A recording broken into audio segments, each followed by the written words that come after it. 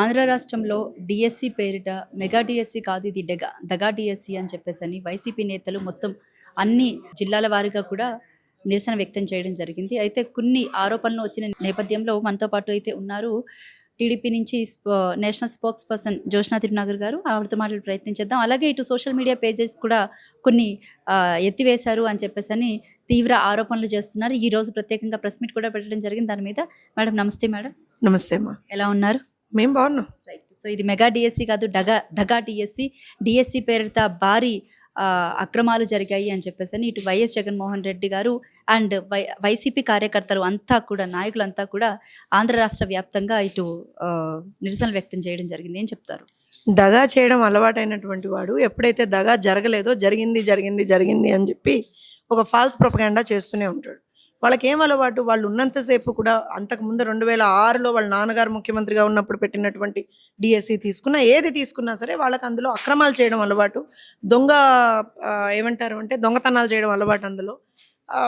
So వాళ్ళకి ఆ అలవాటు ఉంది. సో ఈసారి కూడా అలానే జరగాలి అని వాళ్ళు కోరుకున్నారు. అలా జరగలేదు. జరగనటువంటి పక్షంలో ఇవాళ అత్యంత ట్రాన్స్పరెంట్గా ఒక ప్రక్రియ జరిగినప్పుడు ఆయన దాన్ని డైజెస్ట్ చేసుకోలేకపోతున్నాడు. ఆయన దృష్టిలో యువత మద్యానికి బానిసలు అవ్వాలి, లేదా గంజాయికి బానిసలు అవ్వాలి, లేదా రోడ్ల మీదకి వచ్చి రప్ప అని ఒకరినొకరు నరుక్కోవాలి, చచ్చిపోవాలి. ఇదే చెయ్యాలి తప్పించి యువతకి ఉద్యోగాలు రాకూడదు, యువత భవిత బాగుపడకూడదు, ఎక్కడా కూడా రాష్ట్రంలో ఒక మంచి పాజిటివ్ ఎన్విరాన్మెంట్ ఉండకూడదు. జగన్మోహన్ రెడ్డి ఏమంటారంటే ఎయిమ్ అది, జగన్మోహన్ రెడ్డి జీవితాశయం అంటారు చూసారా, అదే, అంతకుమించి ఏముండదు. సరే, మీరు సోషల్ మీడియా పేజెస్ గురించి కూడా మాట్లాడారు. సోషల్ మీడియా పేజెస్ గురించి మాట్లాడితే అసలు అంటే బేసిక్ నాలెడ్జ్ కూడా లేనటువంటి ఒక వ్యక్తిని 5 సంవత్సరాల పాటు ఆంధ్రప్రదేశ్ రాష్ట్ర ప్రజలు ముఖ్యమంత్రిగా కూర్చోబెట్టారంటేనే నిజంగా ఆశ్చర్యం వేస్తుంది నాకు. వీళ్ళ పేజెస్లో సమ్ అబ్జెక్షనబుల్ కంటెంట్ వచ్చింది కాబట్టి మెటా వాళ్ళు they have initiated enquiry and they have suspended those pages. దానికి మాకేం సంబంధం? అసలు మాకేం సంబంధం? నీ బాధ ఏంటి అసలు? నీ బాధ ఏంటి జగన్మోహన్ రెడ్డి? మాకేం సంబంధం అయ్యా దానికి? ఈ బేసిక్ నాలెడ్జ్ కూడా లేనివాడివి నువ్వు ఎలా ముఖ్యమంత్రిగా పనిచేసావు? ఇవాళ ఏ రకంగా నేను ఏమంటారు అంటే ప్రతిపక్ష నాయకుడు హోదా ఇవ్వమంటావు? అసలు నాకు అర్థం కావట్లేదు. ఇప్పుడు నేను ఇంకో మాట చెప్తాను చూడండి. యూజువల్గా ఎలా ఉంటుందంటే ఏ ఎగ్జామ్కైనా క్వాలిఫైయింగ్ మార్క్స్ అనేవి ఉంటాయి. ఆ క్వాలిఫైయింగ్ మార్క్స్ మనం ఫుల్ఫిల్ చేసుకుంటే మనం ఎగ్జామ్లో క్వాలిఫై అవుతాం, మనకు ఒక పోస్ట్ వస్తుంది. సో ఈయన ఎలక్షన్ అనేటువంటి ఎగ్జామ్లో క్వాలిఫైయింగ్ మార్క్స్ తెచ్చుకోలేదు. ప్రతిపక్ష నాయకుడిగా ఉండడానికి ఒక క్వాలిఫైయింగ్ మార్క్స్ ఉన్నాయి, అవి తెచ్చుకోలేదు. మార్కులు నువ్వు తెచ్చుకోకుండా మార్కులు వేసినటువంటి ప్రజల్ని తిట్టుకుంటా, అంటే నువ్వు పర్ఫామ్ చేయలేదు కాబట్టి నీకు మార్కులు రాలేదు కాబట్టి ప్రజల్ని తిడతానని చెప్పి తిట్టుకుంటూ నాకు ఇవాళ ప్రతిపక్ష హోదా ఇస్తారా ఇవ్వరా అని చెప్పి మారాం చేస్తున్నది నువ్వు. అలానే క్వాలిఫై అవ్వకపోయినా సరే మమ్మల్ని ఉద్యోగాల్లోకి తీసుకోండి, మాకు అన్యాయం జరిగింది అని చెప్పి డిఎస్సి అభ్యర్థుల చేత దొంగ ఏమంటారంటే ఒక పోరాటాల్లాగా చేయిస్తున్నావు నువ్వు. రిక్రూట్మెంట్ పేరుతోటి అవకతవకలు జరిగాయి, దీని మీద సిబిఐ విచారణ అసలు జరిపించాలి అని చెప్పేసి ఆయన పదే ఇటు రాష్ట్ర నాయకులు కానివ్వండి, వైసీపీ కార్యకర్తలు కానివ్వండి, అలాగే జగన్మోహన్ రెడ్డి గారు స్వయంగా ప్రెస్ మీట్ పెట్టి మాట్లాడడం జరిగింది. అలాగే ఇంకొన్ని ఆరోపణలు కూడా ఉన్నాయి. మీరేం చెప్తారు వీటి మీద?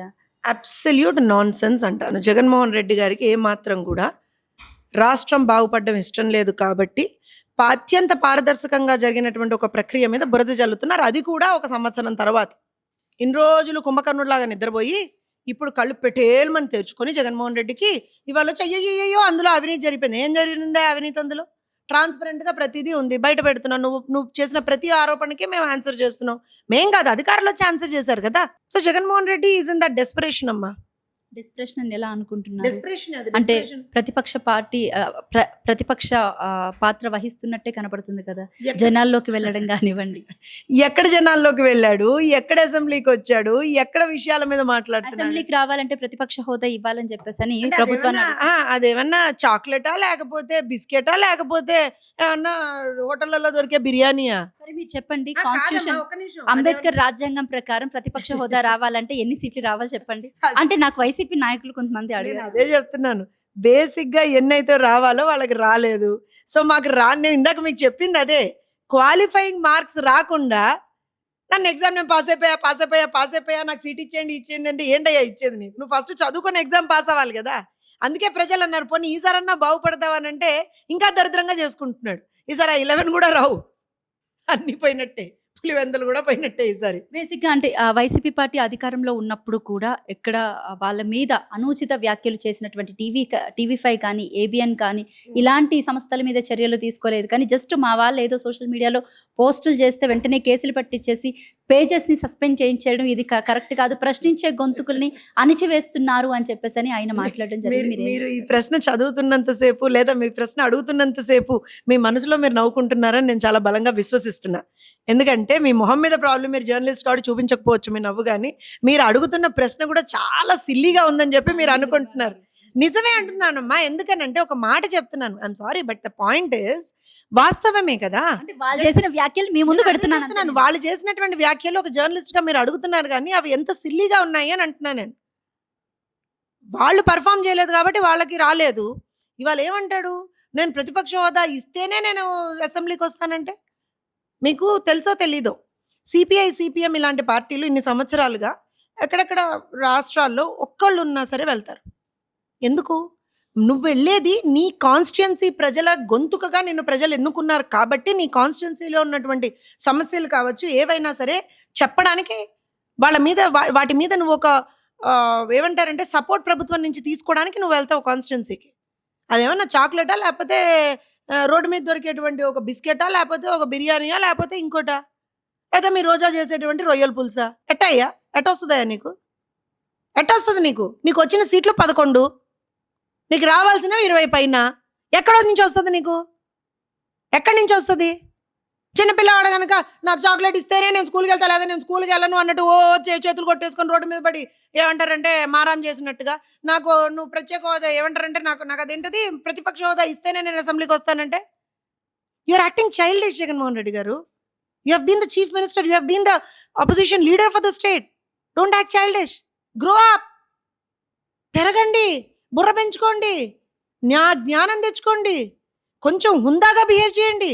ఎందుకు ఇదంతా చిల్లరగా? లాస్ట్ అండ్ ఫైనల్‌గా అడుగుతున్నాను. 2 ఏళ్ల పాలనపై ఇటు వైసీపీ పార్టీ వాళ్ళు చేసినటువంటి ఆరోపణలు ఇది కూటమి పాలన కాదు, దగా పాలన, ఇదొక అరాచక పాలన అని చెప్పేసని వాళ్ళు తీవ్రమైన విమర్శలు చేశారు. అలాగే 6 గ్యారంటీ అది సూపర్ 6 ప్యాక్ కానీ 240కి పైగా హామీలు కానీ వీటి మీద కూడా తీవ్ర ఆరోపణలు కూడా చేయడం జరిగింది. ఏం చెప్తారు? ఆరోపణలు చేయకపోతే వాళ్ళు వైఎస్ఆర్సీపీ వాళ్ళు ఎలా అవుతారులేండి కానీ సరే ద పాయింట్ ఏంటి అని అంటే ఇవాల్టి రోజున 2 సంవత్సరాల మా పాలన ప్రభుత్వం ఎక్కడ కూడా కాంప్రమైజ్ అవ్వకుండా ప్రజలకి ఏ రకంగా అయితే పాలన అందించాలో ఆ రకంగా పాలన అందించాం. మేము పెట్టినటువంటి మొదటి సంతకానికి మేము అత్యంత గౌరవం ఇస్తూ పారదర్శకంగా డిఎస్సి ప్రక్రియను నిర్వహించాం. 16,347 ఉద్యోగాలను ఇచ్చాం. అలానే మేము అన్నా క్యాంటీన్లను తెరిచాం. అలానే మహిళలకి ఉచిత రవాణా సౌకర్యం కల్పిస్తామన్నాం, కల్పించాం. రైతుల్ని మేము ఆదుకున్నాం. Everything that we have said. మొన్న సార్ కూడా చెప్పారు చాలా క్లియర్గా, ఆడబిడ్డని ఇది ఒక్కటే ఇంకా ఉంది, అది కూడా మేము రాబోయే రోజుల్లో పూర్తి చేస్తామని చెప్పాం. సో మేము వాళ్ళలాగా పారిపోయే రకాలు కాదు. మీరు ఇలా మీరు ప్రెస్ మీట్ అయిన తర్వాత ఒక మైక్ పెట్టి మీరు అడిగితే మేము సమాధానం చెప్తామా చెప్పమా? మొన్న జగన్మోహన్ రెడ్డి గారు వైజాగ్ వెళ్ళారు. ప్రెస్ మీట్ ఆయన మాట్లాడాల్సింది కనుక పక్క నుంచి ఎవరో పాపం పెద్ద ఆయన ప్రాంప్టింగ్ ఇస్తుంటే 4 మాటలు మాట్లాడి బై నా గొంతు నొప్పి వస్తుంది అని వెళ్ళిపోయాడు. మీలాంటి పాపం ఎంతూజియాజం ఉన్నటువంటి జర్నలిస్టులు సార్ ఒక్క ప్రశ్న సార్ అని అడిగితే పారిపోయాడు. సో మేము ప్రతి ప్రశ్నకి సమాధానం చెప్తున్నాం. మేము ఎక్కడ పెర్ఫామ్ చేసామో చెప్తున్నాం, ఎక్కడ ఇంకా లాగింగ్ ఉన్నామో చెప్తున్నాం. ఒక స్కూల్లో ఆ రోజున ఒక చిన్న ఇబ్బంది జరిగితే వెంటనే అక్కడికి నెక్స్ట్ డే లోకేష్ గారు వెళ్ళి ఇది ఇలా జరగకూడదు అని చెప్పి దాని మీద ఒక యాక్షన్ తీసుకోవడం జరిగింది. సో ఒకటి చెప్తానమ్మా, మేము మ్యాండేట్ వచ్చింది కన్నా అహంకారంతో లేము. మాకు ప్రజల పట్ల బాధ్యత ఉంది, జవాబుదారీతనం ఉంది. అందుకే ప్రతి నెల పెన్షన్లు ఇవ్వడానికి కూడా ముఖ్యమంత్రి వర్యులతో సహా ప్రతి ఒక్క ప్రజాప్రతినిధి లబ్ధిదారులు ఇంటికి వెళ్తున్నారు. అది మా బాధ్యత. ప్రజల పట్ల మాకున్నటువంటి జవాబుదారీతనం. ఆయనలాగా బటన్లు ఒత్తేసి అయిపోయింది ఇచ్చేసా అనట్లమ్మ. Thank you.